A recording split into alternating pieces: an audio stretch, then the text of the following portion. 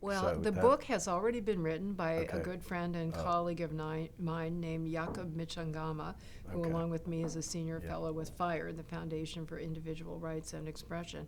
And in 2018, he published a book called Freedom of Speech, A Global History from Socrates to Social Media.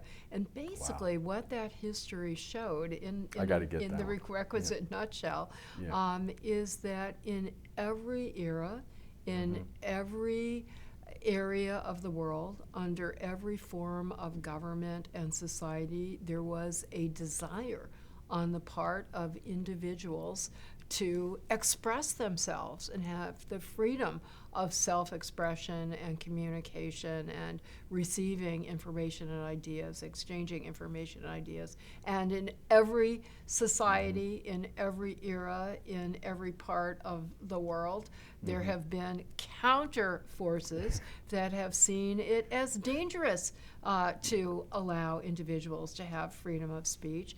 And it wasn't until the 18th century and in the wake of the Enlightenment, the American Revolution, the French Revolution, that we started having constitutional guarantees of freedom of speech. And that was a real game changer.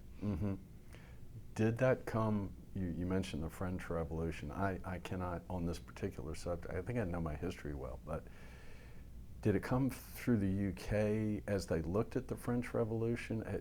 Had already boiled up in the English common law prior to that? Or, there were some, because they say they don't have a constitution. Exactly. So there were some common law decisions that were very protective of free speech, but the entrenched guarantee that cannot be swept aside by a legislative majority, that requires some constitutional type protection. And that first occurred in one or two state constitutions, Virginia being the very first one, the Virginia Declaration of Rights and Freedoms. Right. Jefferson's thing, exactly. Right. And then followed by the U.S. Constitution. Yeah, I don't think people, even people that think they know a lot like me, they don't realize how ahead of the curve Jefferson really was in some of the things he did.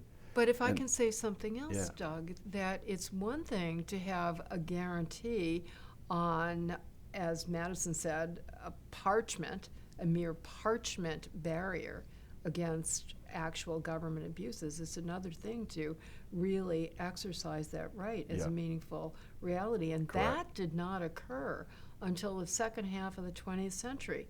Even with our free speech guarantee on paper, we did not really enjoy it for the vast majority of the history of this country.